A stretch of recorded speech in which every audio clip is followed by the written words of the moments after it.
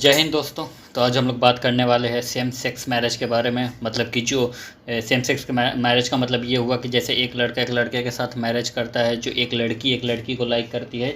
मतलब जो same sex relationship होता है उसके बारे में तो हम लोग ये देखेंगे कि वो न्यूज़ में क्यों है, और उसके बाद जो हमारे देश में जो मैरिज के कितने एक्ट हैं जिससे लोग शादी जैसे करते हैं, अपनी खुद की राइट, शादी जो खुद की पर्सनल राइट होती है उसके लिए कौन कौन से एक्ट है, ये न्यूज़ में क्यों है, और गवर्नमेंट का इसके ऊपर ओपिनियन क्या है, और एक जो अदर प्रोस्पेक्टिव है वो प्रोस्पेक्टिव क्या है, और इस चीज़ को आगे बढ़ाने के लिए जो सेम सेक्स मैरिज लॉ है उसको आगे बढ़ाने के लिए आखिर क्या क्या किया जा सकता है।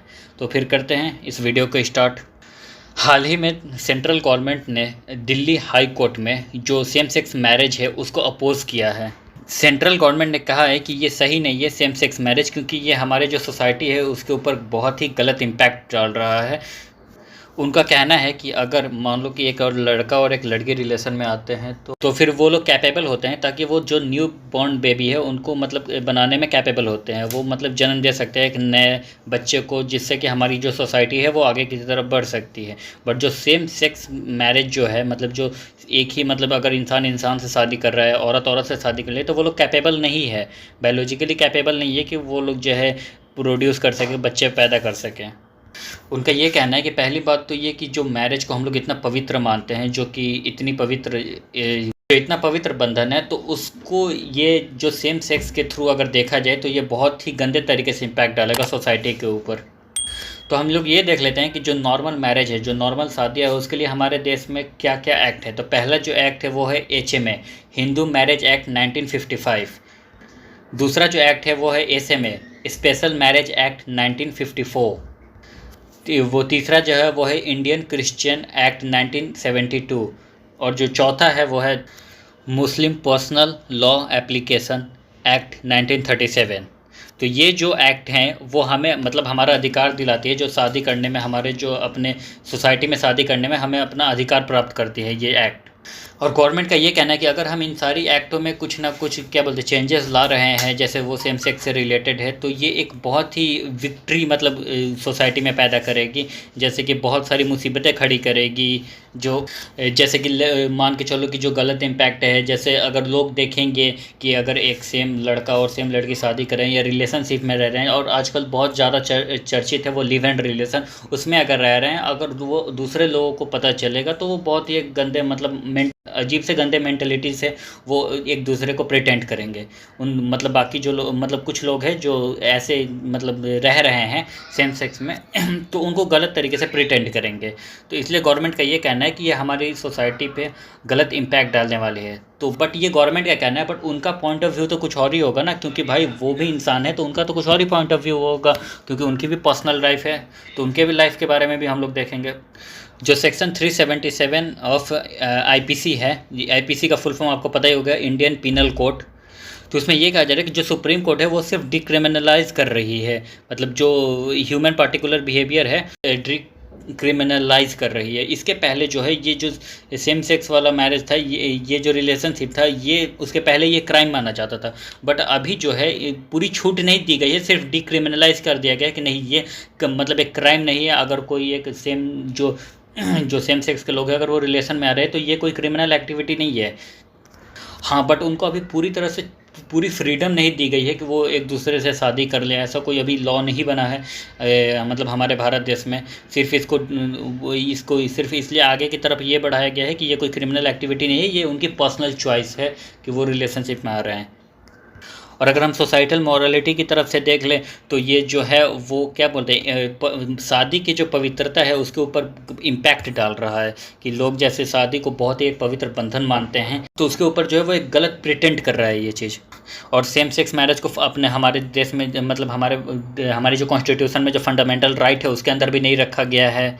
अगर हम सेम सेक्स मैरिज को भारत में कोई लीगल टर्म देखें, मतलब लीगल तरीके से अगर बात करें, तो ये हमारे भारत देश के कॉन्स्टिट्यूशन में मतलब भारत के संविधान में ना ही ये फंडामेंटल राइट में रखा गया है और ना ही ये कॉन्स्टिट्यूशनल राइट में रखा गया है। तो हमारे अभी कॉन्स्टिट्यूशन में इसके लिए अभी जगह नहीं बनाया गया है, ना ही इसको अभी वहाँ पे प्रिटेंड किया गया है। ये जो सारी चीज़ें हैं ये एक स्टेटमेंट है, गवर्नमेंट की स्टेटमेंट है। कि आपको तो पता है, मैंने आपको पहले ही बताया कि हमारे देश में बहुत सारे एक्ट है जो शादी के लिए उसके अधिकार दिलाते हैं, जैसे कि क्या बोलते हैं हिंदू मैरिज एक्ट हो गया, स्पेशल मैरिज एक्ट हो गया, इंडियन क्रिश्चियन एक्ट हो गया, उसके बाद मुस्लिम पर्सनल लॉ एप्लीकेशन एक्ट हो गया। तो ये सारे लॉ है जो ये सारे एक्ट हैं जो किसी इंसान को या किसी औरत को मतलब शादी करने के राइट देते हैं।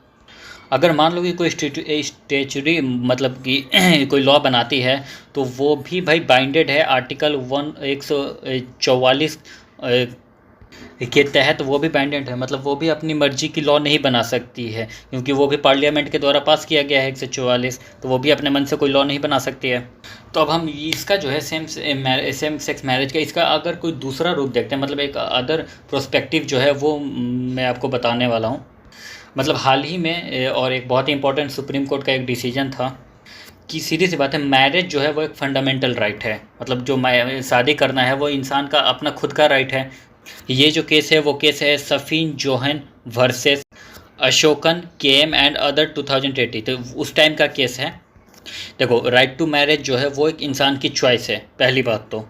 और ये जो है इंसान के लाइफ का एक पार्ट है, जो कि राइट टू लाइफ का एक पार्ट है कि भाई एक इंसान शादी करेगा ही करेगा, ये उसकी राइट है।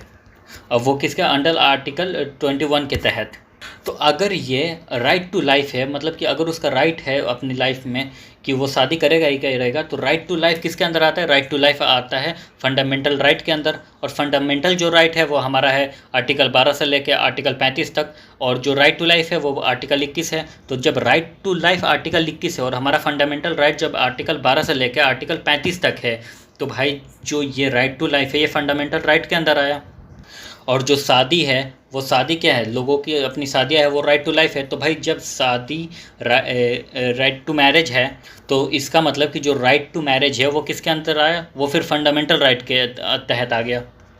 और जो राइट टू लाइफ है वो हमें क्या देता है? राइट टू प्राइवेसी देता है। मतलब हम अपने प्राइवेट स्पेस पे हैं, तो वो हमारी राइट टू प्राइवेसी है। मतलब हम हमारे लाइफ में क्या कर रहे हैं क्या नहीं कर रहे हैं ये किसी और को हम नहीं बता सकते, क्योंकि ये हमारी प्राइवेसी है अपनी। और ये जो राइट टू प्राइवेसी है ये भी फंडामेंटल राइट के अंदर आ गया।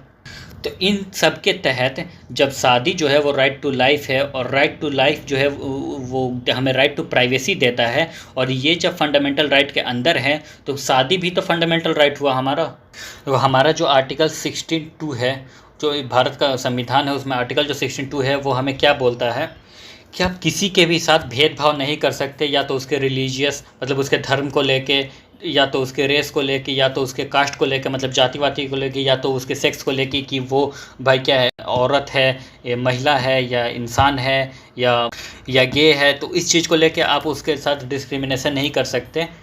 या तो उसके प्लेस ऑफ बर्थ को लेकर नहीं कर सकते, मतलब कि उसकी जन्म कहाँ हुई है, हो सकता है उसके जन्म बिहार, झारखंड, यूपी, उत्तर प्रदेश, मतलब कहीं पे भी हुआ हो, या जम्मू कश्मीर हो गया, या दिल्ली हो गया, या हरियाणा हो गया, या पंजाब, मतलब उसका कहीं भी भारत में उसका जन्म हुआ है, तो आप उसके साथ डिस्क्रिमिनेशन नहीं कर सकते हैं।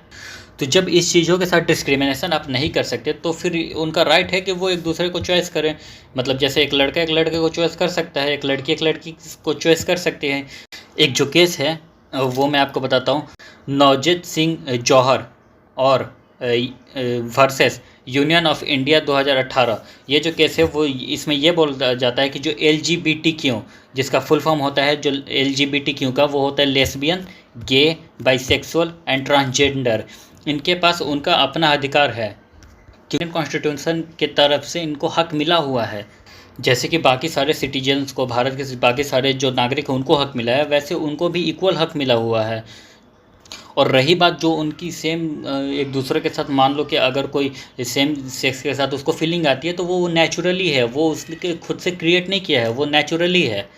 इसमें उसकी कोई भी गलती नहीं है जो उसने जानबूझ के किया हो। अगर उसको उसके साथ आ रही है फीलिंग, तो ये अलग सी बात है, क्योंकि वो तो नेचुरली है।